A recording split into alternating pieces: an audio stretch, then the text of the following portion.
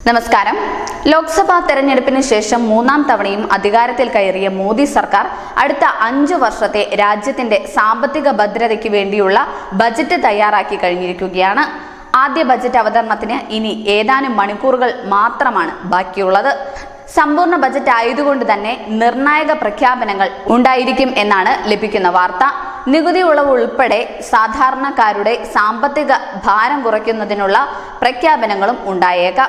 വികസിത ഭാരതത്തിന്റെ അടിത്തറ പാകുന്നതിന് മോദി സർക്കാർ തയ്യാറാക്കിയിട്ടുള്ള ബജറ്റിൽ പ്രധാനമായും 6 മേഖലകളെ ഉത്തേജിപ്പിക്കുന്ന പ്രഖ്യാപനങ്ങൾ ഉണ്ടാകുമെന്നാണ് സാമ്പത്തിക വിദഗ്ധരുടെ വിലയിരുത്തൽ.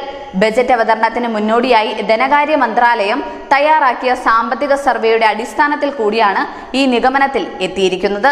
രാജ്യത്തിന്റെ സാമ്പത്തിക സ്ഥിതി മെച്ചപ്പെടാൻ നിർണായക പങ്കുവഹിക്കുന്ന സ്വകാര്യ നിക്ഷേപം, സൂക്ഷ്മ ചെറുകിട ഇടത്തരം സംരംഭങ്ങൾ, ഇന്ത്യയുടെ സമ്പദ് വ്യവസ്ഥയുടെ നട്ടെല്ലായ കാർഷിക മേഖല, സുസ്ഥിര വികസനത്തിനായുള്ള നിക്ഷേപം, രാജ്യത്തിന്റെ സാമ്പത്തിക വളർച്ചയ്ക്ക് വെല്ലുവിളിയായ വിദ്യാഭ്യാസവും തൊഴിലും തമ്മിലുള്ള അന്തരം പരിഹരിക്കുന്നതിനുള്ള പ്രഖ്യാപനങ്ങൾ തുടങ്ങി സംസ്ഥാന കേന്ദ്ര സർക്കാർ സ്ഥാപനങ്ങളുടെ ക്ഷമത വർദ്ധിപ്പിക്കുന്നതിനായുള്ള പ്രഖ്യാപനങ്ങളും ബജറ്റിൽ ഉണ്ടാകും. News desk, news India Malayalam.